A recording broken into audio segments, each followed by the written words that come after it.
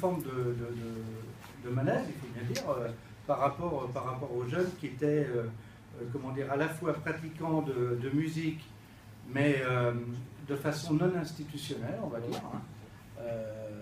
C'est-à-dire qui répétaient dans des garages, dans différents endroits et tout ça, et qui se démarquaient aussi d'une certaine manière de l'apprentissage, comment dire, plus institutionnel que représentait l'école de musique, qui n'avait pas de département non plus, musique actuelle, il faut le rappeler. Alors il y avait ça d'un côté, donc ceux qui avaient la chance d'avoir, comment dire, des parents qui avaient des garages, et des voisins sympathiques.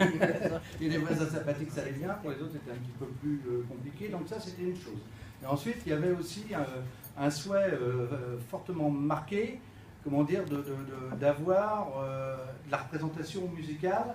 Hein, et à l'époque, on ne disait pas les musiques actuelles, on disait musique amplifiée. Hein, pour resituer. Donc il y avait ça.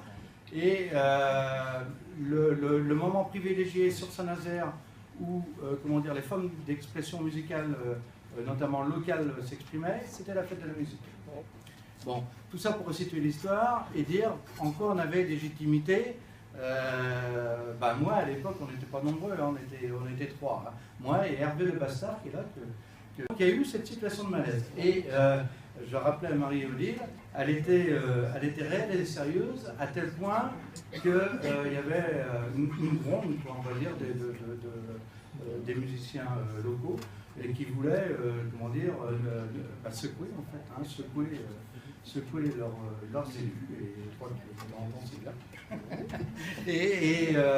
Et du coup, on a été le relais de ça en disant il faut effectivement organiser une espèce de grande réunion avec les musiciens pour qu'ils puissent en parler. Alors je m'en rappelle, c'est passé salle Normandie, et il y a eu un échange assez important. Il y a une notion quand même capitale de dire, bon, le lieu, ça peut être l'ancienne sardinerie, parce que le Cube Bleu, c'était une ancienne sardinerie, qui avait été désaffectée puis réutilisée par une boîte de nuit, hein, des tenanciers parisiens. Je crois que c'était des trottoirs de Buenos Aires, sauf erreur de ma part. C'était bien ça. Hein, et qui était parti à la cloche de bois. Bon, ça, c'est toujours des trucs un peu marrants. Les sons des dettes, ça, c'était moins drôle pour quelques commerçants locaux, quelques fournisseurs. Et du coup, le lieu s'est retrouvé vide. Et pendant tout un temps, il a été, comment dire, géré, entre guillemets, par la vie associative, c'est-à-dire prêté, hein, comme les box de répétition. Et ce qu'on a, l'autre, avec Hervé Le Bastard, qui est dans la scène, qui pourra vous donner quelques anecdotes aussi, le débat était avec les élus de dire la réponse, comment dire, aux jeunes, elle est une réponse, elle n'est pas une réponse au coup par coup, elle doit être une réponse, comment dire, de politique. Hein, de politique publique de musique actuelle. Donc on a placé un niveau d'exigence qui est de dire, eh bien les box de répétition, on n'en veut pas.